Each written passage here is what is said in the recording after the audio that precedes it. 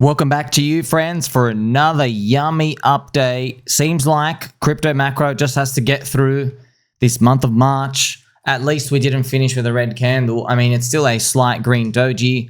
You know, we're coming off the back of, we had the FOMC news where they're slowing down the quantitative tightening. I've seen some comments of people out there. This is very interesting about psychology, friends. When people are hooked in one way, they ain't switching. They'll literally ride it to the end. So I'll give you an example, right? If you're looking at Bitcoin dominance, I saw Ben Copen, for example. So pretty much, I think Ivan and other people have said, good news, quantitative tightening, it's slow, it's pretty much gone now. They're ending it. And then he comes and chimes in and he says, no, it's not stopped yet. They just reduced it. They just reduced it. So you can pretty much see what everyone's looking at here. You can see their, we'll say bias is your view. Your view is always reflected out here. So if we're bullish on something, we can feel it in the energy out here. If you're bearish in something, you fade it or you just you don't really like it, you don't buy into it. And that's okay. That's what we do, right? Like, for example, do you have a bias against your own family members when you go out in public? Yes. You know, like if you had if you had 5 loaves of bread and you've got like 3 kids and there's 3,000 kids around your 3 kids, you're going to give the 3 kids the pieces of bread first. For example, we all have this bias out here. It's what we do, right? So it's just up to us to, it's interesting to see this, right? See this, because you get to see, right? So when people think they're right about one thing, and then like, well, no, this thing will never get better. It'll never get good. Altcoins are never going to go up. Everything's bad. Then they say that. I'm like, okay, what would it take you to change your other view? What would it take you? So people always ask me, I get this question, I don't bother answering it because I know you don't watch my videos, okay? Well, you probably do, but you're not listening, okay? Thousands of times I get asked, what would it take for you to admit you're wrong? Automatically, I know I'm talking to a soy boy straight away. What would it take for you to admit you're wrong? Like, the strategy is roll the dice. You roll the dice, you place the bet. It's technology bets. It either goes to zero or it pays out. You've got multiple altcoins, you've got a cycle. There you go. You don't know which one individually is going to smash it. You hope all of them do. You know not all of them will. And some of them might surprise you to the upside. I know we haven't seen much of that, but it will happen. That's what it comes down to. Okay, you don't have the answers. If I had the answers, I would concentrate on that one little thing that's definitely going to pump. And if I knew when are you going to be wrong, what are you going to say? If you're down 50%, crypto dips 50% in days, weeks, easy. Everything's a 50% drop. You can't just say, I'm going to get out on a 50%. You can't. It's too volatile. What about if you say 90%? Man, we've seen the altcoins though. You don't want to just get out on 90%. You basically lost everything anyway. You may as well just hold it. What are you going to do with that? You're going to have to go find another 10x. So what we've found most of the times in crypto, if you're down 90% in something, usually the reasons you got in has a Lindy effect, and it's going to pretty much, it has higher odds of surviving rather than you trying to find another 10x. That's why also you have 90% called 10% logic. You spread your bets around as well.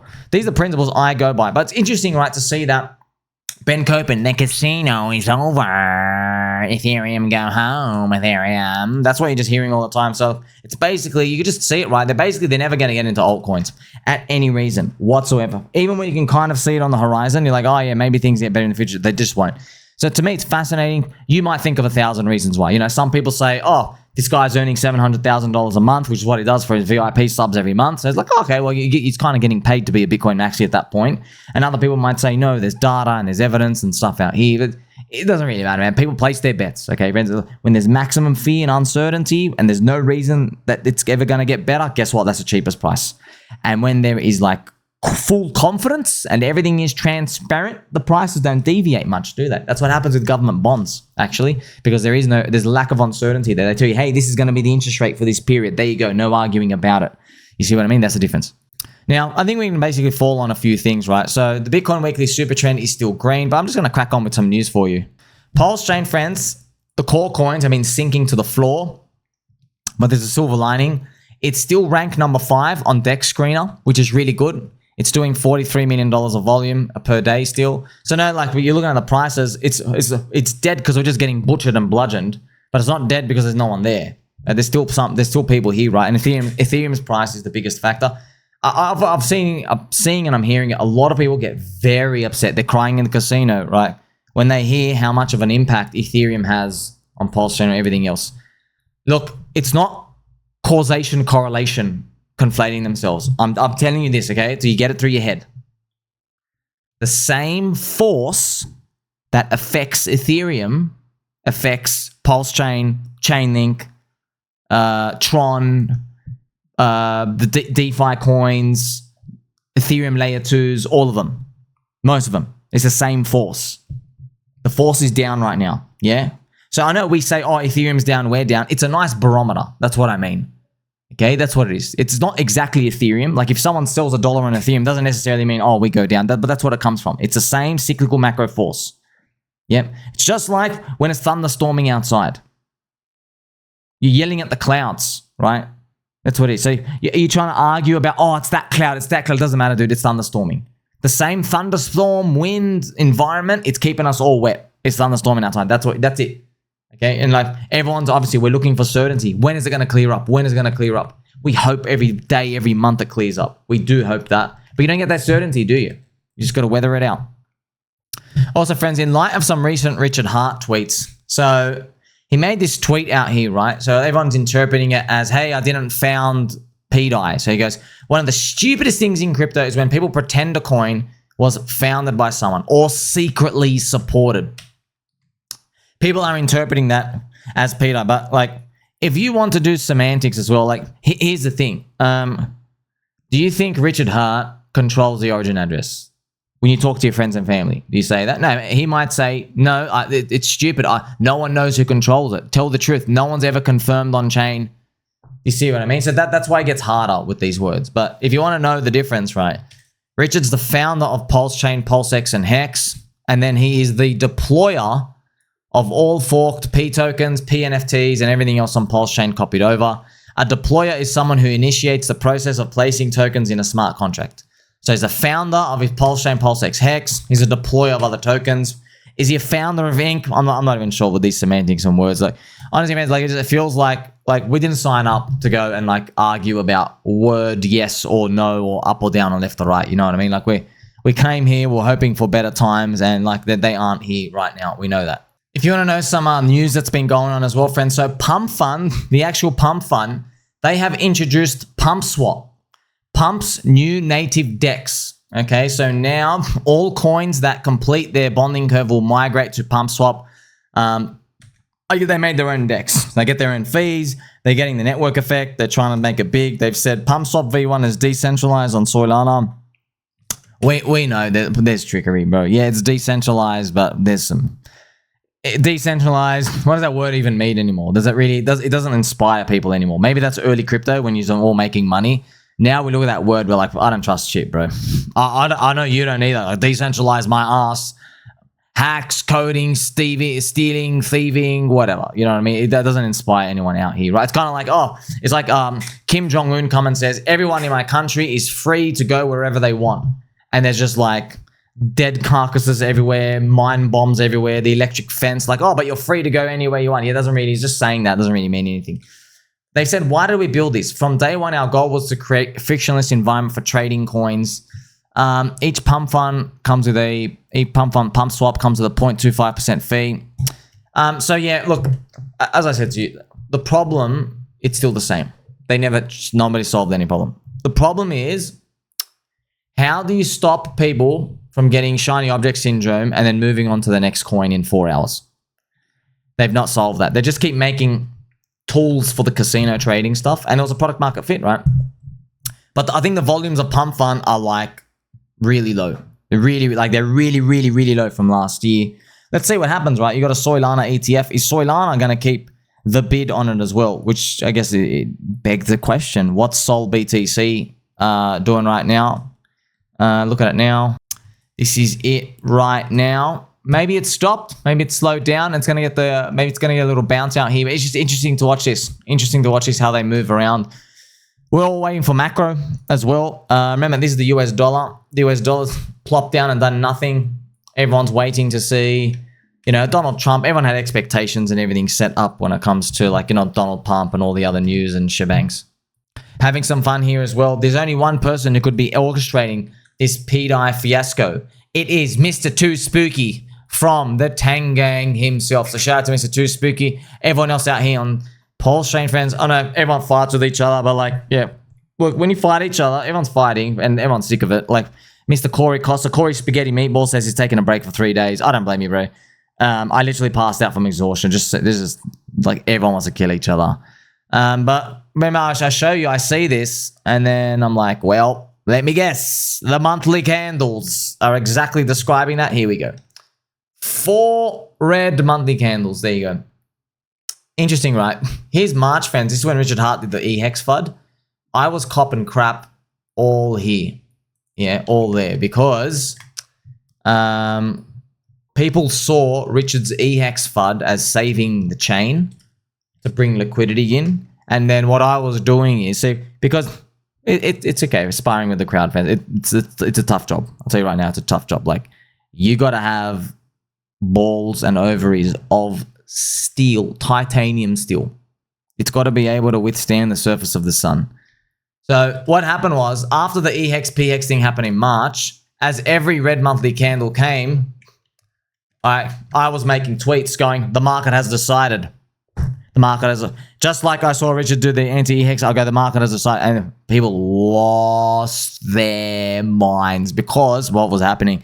And then, this is right, the narratives, the bullshit people make in their heads just because they want to fulfill a bias is insane. I mean, everything, friends. I know when you think about pDAI, could be $1, could be 0, infinite minting, but every coin's like that. Every coin's the same. When Pulse was going down, I was reading tweets. I have to mute them, but I was reading tweets. People said, we're going down because Somi lowered people's 100x probabilities in their head that we're going to be 100x higher this year. So it's not motivating everyone. I was looking at it. I'm like, man, we're so cooked. That's the best you could think of. Me, not the founder of the chain, not the guy who bought $4,000 ETH, not all of those. I was just like, oh, man. That's what I knew. Don't take it seriously. The words mean nothing. I'm still going to be catching everybody with a Pokeball every day. We're getting up here and we're fighting on. Something interesting, world first as well. What we noticed, friends, is, this is what I noticed, okay? With the pDAI thing going down, okay, with pDAI going down, right, during these times of period, so I'll show you right now. During this period here, okay, I've noticed something interesting. We've never seen this before. During this crypto market uncertainty, people go to GROK and they start asking questions for GROK. I need certainty. I need certainty. We start seeking answers, which it makes sense, right? Because that's what we do naturally as humans. When there's uncertainty, they're like, hey, do you still believe? Do you think it's still a bull market? Happens all the time. Remember, friends, like, don't forget, like a few weeks ago, everyone's saying, it's over, it's over, it's over. Friends, there's literally, where was that guy in my, one of you baby dolls, can I call you a baby doll? In the Telegram, came in, just started fighting for like hard. Bro, you were literally the bottom signal. Do you remember that? You know who you are. You literally, where are you on the hourly candle, bro? I still remember, bro, you were fighting the crap right here, literally right here. I still remember this. You were in my Telegram, right? And you're saying support and resistance and TA, like you're literally the low, bro. You're saying it's a bear market. You gotta understand how, like, I'm sitting this coming in. I get it from your perspective because a lot of friends, there's a problem with a soy infestation in the world. It's coming out here. He's saying, you're not factoring this, you're not factoring that, blah, blah, blah, blah, blah. And like, for me to just come out, I go, look, I know I'm a retardio peanut brain, but we're still green on the weekly super trend. So until that changes, I'm just going to stay bullish. What happened now? Where's the guy gone? Where are you gone? Bro, literally, you should have been buying at that point. Were you buying? No, you're already long. Were you selling? You're clearly selling. You sold the low. Now what are you going to do? See what I mean, friends? This type, I see this over and over and over and over again. It's like loud noise, loud noise. And look, man, here's the thing. In crypto, yes, 10% of the time, it is the nightmare scenario. It is. You get the Luna. And everyone's got, oh, no, please don't be this. It's like 5 to 10% of the time. But if you don't get the Luna scenario, it ends up doing really well. You know, that's the thing in crypto. If it doesn't kill you, you go to the moon. That's the best part. But you just don't know if it's going to kill you or not. See? So I found that fascinating, right? Everyone, even the bears, even people who just hate pDAI, don't understand coding, they were doing this as well. Everyone's going to GROK. They're trying to throw in all the information into GROK. Please give me answers. Please give me answers. Is it a minting infinite bug? There's both sides. Is it working in tandem? What's happening with it? Give me the odds. And they start asking the odds. What are the odds? What are the odds? Watching it. And as you can imagine, it's as freaking wild as everyone's emotions. You know, so and what people are doing is they're feeding it PulseChain dev Brett and Richard Hart's tweets recent, and they go, consider this, consider Richard's Tesla tweet, consider this. So, well, actually, it's fascinating to watch this. Why? Because it's probably an insight into AI in 10 years, friends. When we go through turmoil, especially in markets, people are going to be asking AI, tell me what's going on. How sure of you? What are the odds? I wonder how it's all going to go. Now, a lot of people, they discount it. But yeah, bro, you're just you're a mush brain human like the rest of us. What, you're the genius now? How do you think this AI is calculating stuff? They go, oh, it's just getting stuff off people's tweets. Yeah, exactly. It's computing the odds. And you just have like your opinion, man, right? You don't know all the odds. You don't know what everyone else is thinking. Friends, I spend 18 hours a day just to maybe figure out what everyone's thinking. And I can only feel it once there's like extreme emotions and stuff here. 18 hours a day. And that's just markets. This thing's just doing it 24/7 at any time. It's kind of wild, right? Now, don't take this as any sign that something's good's going to come out. But I just found it interesting. GROK gave 72% chance that the infinite pDAI exploit is not an exploit. It's just executing the code, you know?